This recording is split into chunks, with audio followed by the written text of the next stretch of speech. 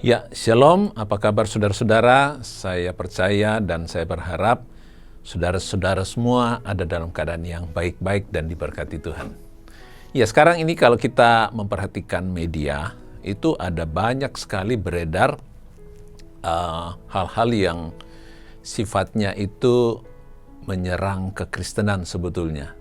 Khususnya dari orang-orang yang mengaku mualaf, bagaimana mereka begitu banyak berita-berita yang bombastis, yang intinya itu menjelekkan, mempermalukan, atau apalah namanya, bagaimana mereka bercerita dahulu mereka ada sebagai orang Kristen, tetapi kemudian mereka meninggalkan dengan berbagai alasan dan cerita-cerita yang wah.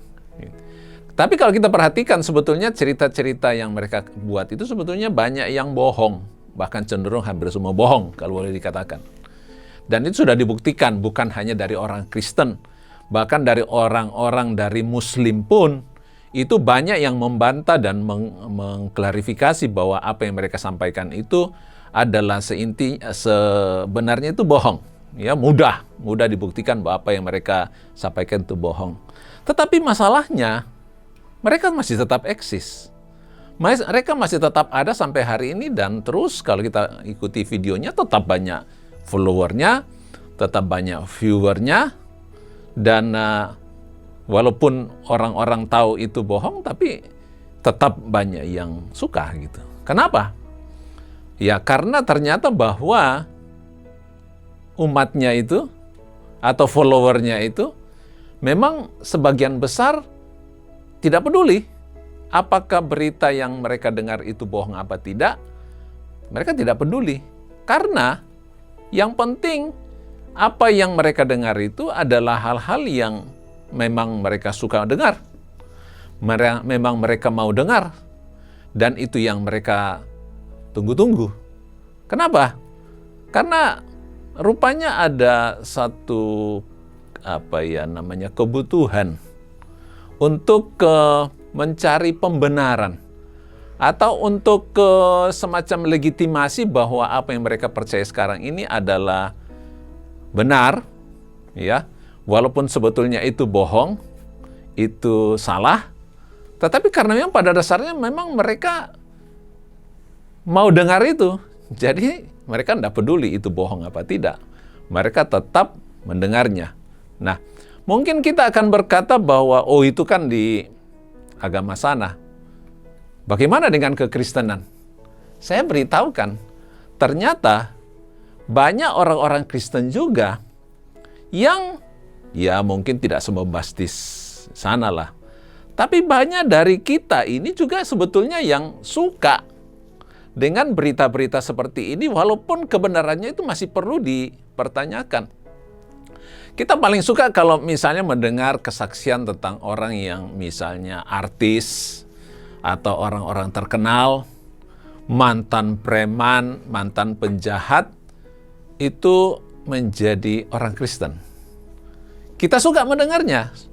Dan walaupun sebetulnya dia itu baru, ya, kita undang kemana-mana, ditangkap orang. Bahkan tidak sedikit yang kemudian mulai khotbah. Walaupun orang baru bertobat, ya tidak mungkin kita tidak ragukan pertobatannya. Tetapi pemahamannya, apa yang dia sampaikan itu jauh, bahkan ya mungkin agak sedikit ditambah-tambah. Makanya tidak heran kita pernah mendengar ada mantan preman yang kemudian jadi pendeta, lalu kembali membunuh orang. Kembali menjadi penjahat. Dan ini adalah hal yang ya tragis sebetulnya. Tetapi kenapa? Ya memang kita pada dasarnya juga butuh berita-berita yang melegitimasi apa yang kita percayai. Kita suka sekali mendengar sebuah berita yang kita tunggu-tunggu, kita sukai.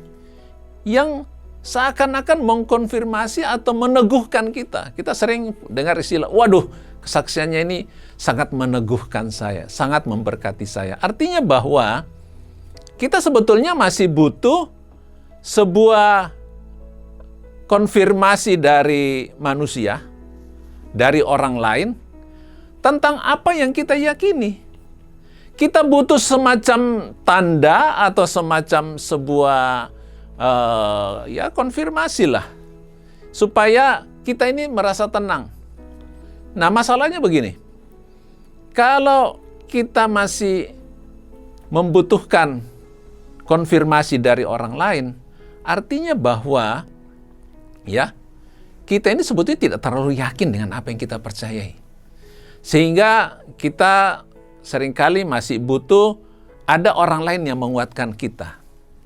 Nah, masalahnya kalau kita percaya kita kepada Tuhan, itu masih apa kata orang, masih apa kata media, ini berbahaya. Karena kalau kita bisa dikuatkan, diteguhkan karena kesaksian orang lain, maka itu artinya jangan kaget, jangan heran kalau kita pun, keyakinan kita pun juga bisa dilemahkan karena kesaksian orang lain. Artinya kita sangat tergantung kepada orang lain. Nah, ini yang seringkali tanpa kita sadari, kita sebetulnya tidak punya pemahaman yang benar tentang apa yang kita percayai, lalu kita mengandalkan kepada konfirmasi dari orang lain atau mungkin berupa tanda-tanda. Kita tentu suka sekali mendengar berita-berita tentang seperti mujizat, hal-hal yang spektakuler. Kita suka mendengarnya. Kita seringkali menganggap bahwa hal ini adalah kita perlukan untuk menguatkan kita. Nah, kalau kita mengandalkan kepada apa kata orang atau apa kata media, nah ini perlu kita waspadai. Jangan-jangan kita menjadi sama dengan orang-orang yang sebetulnya bodoh. Ya, kita tidak paham sebetulnya. Kita tidak ada di jalur atau di track yang benar di dalam pengenalan kita akan Kristus. Satu kali ketika Tuhan Yesus dia melakukan mujizat di Kana, di dalam Yohanes pasal 2 itu, di situ dikatakan banyak orang kemudian percaya karena melihat tanda atau mujizat yang diperbuat oleh Yesus. Tapi yang menarik di sana dikatakan begini, tapi Tuhan Yesus tidak mempercayakan dirinya kepada mereka karena dia tahu apa yang ada di dalam hati manusia. Dia tidak mempercayai orang yang percaya karena melihat tanda. Nah, sekarang mungkin jadi pertanyaan bagi kita begini, kalau begitu sampai atau bagaimana sebetulnya?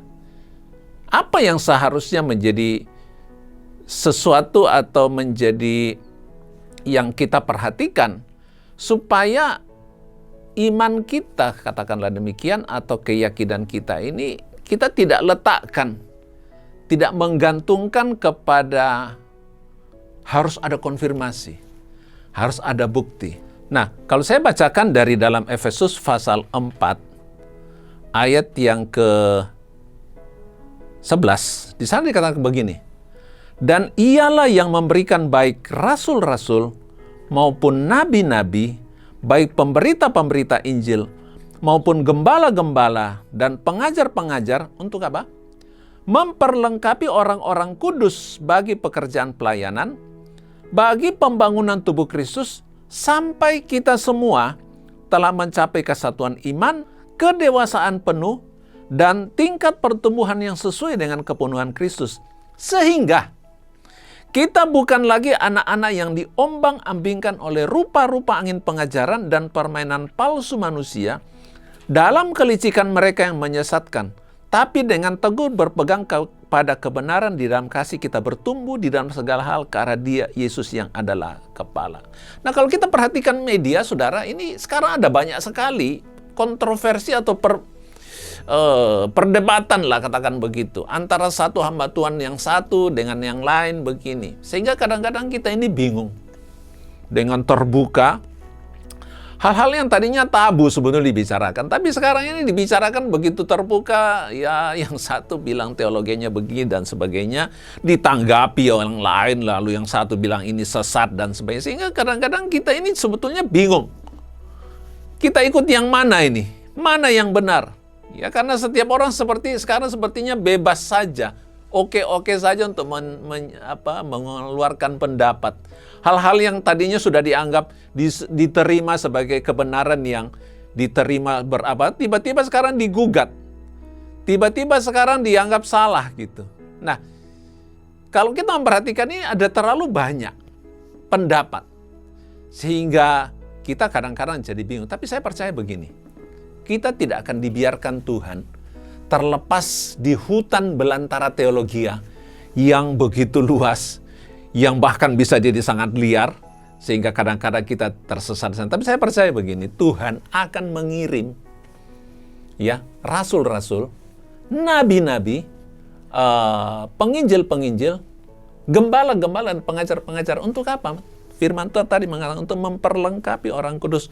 Dan seterusnya sampai kita bukan lagi anak-anak yang diombang-ambingkan oleh rupa-rupa pengajaran. Jadi intinya begini, kita harus benar-benar memastikan kita tidak tergantung kepada apa kata orang, tetapi apa kata Roh, apa kata Tuhan. Nah, untuk itulah jangan Anda favorit pada seseorang tertentu, tapi minta hikmat Tuhan.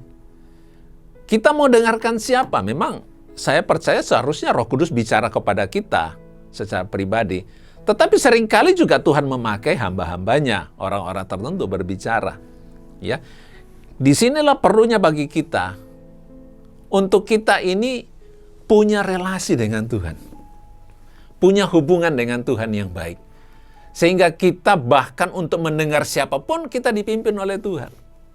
Ya, alangkah baiknya kalau Roh Kudus langsung bicara dalam hati kita. Tapi sekali lagi saya katakan, seringkali Tuhan memakai yang 5 tadi ini. Rasul, nabi, penginjil, gembala, pengajar. Untuk memperlengkapi orang-orang kudus.